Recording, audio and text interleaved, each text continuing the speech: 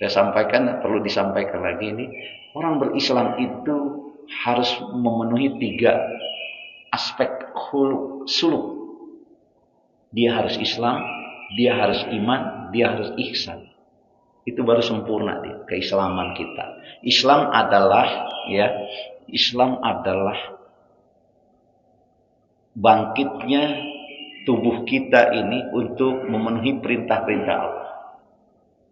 Kalau iman, bangkitnya kalbu kita untuk kepasrahan kepada Allah. Kalau ihsan, bangkitnya ruh kita untuk melebur atau musyahadah pada Allah. Kalau ini sudah bisa Bapak, berarti sudah sempurna. Saya ulangi lagi ya. Islam itu adalah bangkitnya gerakan tubuh kita untuk memenuhi perintah-perintah Allah, hukum-hukum Allah. Kalau kita orang Islam memenuhi sholat, kewajibannya, dia gerakin itu baru Islam. Nah, kalau kita sudah bisa memanage kalbu kita bangkit untuk pasrah kepada Allah. Nah, itu sholli fardhu subhi rakaatain mustaqbil berarti ada ma'muman lillahi ta'ala. Nah, itu kita buktikan, bukan hanya dengan ucapan kita ucap lillahi ta'ala, tapi kita buktikan pasrah kepada Allah itu. Hati kita sudah pasrah itu semuanya, khusus dia. Dan kemudian ruh kita sudah musyahadah dengan Allah, berarti sudah sempurna. Luar dalam syariat hakikat sudah bisa orang itu dapat. Itu yang kesempurnaan seorang muslim begitu.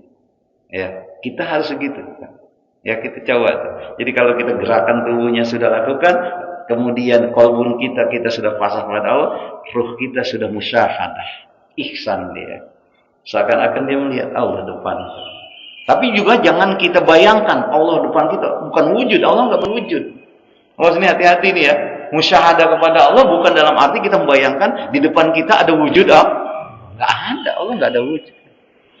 Gitu. Tapi yakin nggak kita dengan Allah? Adanya Allah. Yakin nggak? Yakin kan?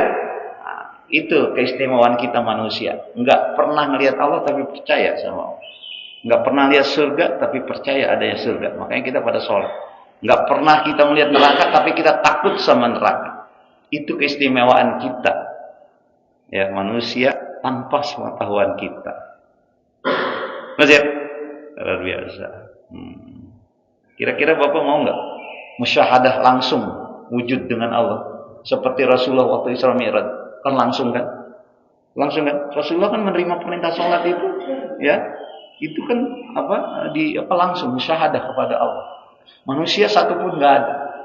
Tapi kita diberikan fasilitas nanti Pak. Langsung bertemu dengan Allah. Itu bisa nggak? Ya bisa. Akhir surat Al-Kahfi kan sudah mengatakan gitu. Umayyarju liqa rabbih falyamal amalan shalihan wa la yusyrik bi ibadati rabbih ahada. Siapa yang mau bertemu dengan Allah? Kita kan sekarang enggak pernah melihat. Nanti bertemu wujud gitu. Ya, bertemu dengan Allah, ya, dengan Allah Subhanahu wa taala. Ya, sekarang lakukan. Umayyarju liqa rabbih, siapa yang ingin bertemu dengan Allah, falyamal amalan shalihan. Banyak amal soleh sekarang. Wa la yusyrik bi ibadati rabbih ahada, dan jangan lakukan kemusyrikan dengan sesuatu pun. Gitu, baru kita bertemu sama Allah.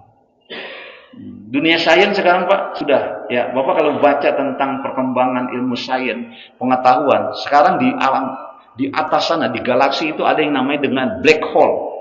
Black hole itu adalah lorong hitam. Itu yang tidak dipengaruhi oleh ruang dan waktu, dan dia punya gravitasi yang kuat. Apa yang masuk langsung tersedot, nggak ada mati dia di sana. Makanya malaikat Jibril ketika Rasulullah di Sidratul Muntaha itu mau kepada Allah, malaikat Jibril mundur, nggak berani. Saya makomnya sampai di sini aja. Rasul pada udah kita ikut sama Allah. Dia nggak berani, bisa hancur ya. Diceritakan itu di dalam surat An-Najm ayat 14, 15, 16 sampai 18. Ketika Allah katakan waqad ra'ahu fi najlatan ukhra inda sidratil muntaha indaha jannatul ma'wa. Sesungguhnya Rasulullah pada perjalanan Isra Mi'raj itu adalah melihat Jibril pada wujud aslinya. Di mana itu? Inda sidratil muntaha, di sidratil muntaha. Di mana itu sidratil muntaha itu apa? Indah jannatil ma'wa. Di sana ada surga, tempat kita nanti, tempat kita. Jadi ada. Nah, itu yang disebut dengan black hole. Yang mau masuk saja kawasan itu orang nggak akan pernah bisa. Malaikat Jibril nggak berani, hanya Rasulullah. Makanya begitu Rasulullah bisa masuk di situ, orang gelap. Kalau black hole terjemah black, hitam, hole itu lorong, ya. Jadi ketika masuk itu semua makhluk nggak ada yang bisa sekarang, sampai sekarang kecuali Rasulullah. Nah, ilmu pengetahuan sudah menjawab kebenaran ini. Nah, oleh karena itu Rasulullah yang hanya bisa sampai ke sana dan orang-orang makhluk nggak bisa, malaikat Jibril juga nggak bisa. Itu dijelaskan An-Najm 14, Bapak baca lagi 14, 15, 16 sampai 18. Dijelaskan itu tentang peristiwa Isra Mi'raj. Maka Rasulullah ketika menghadap Allah, apa yang Rasulullah katakan? At-tahiyyatul mubarakatus sholawatut thayyibatul lillah. Sampaikan sama Allah.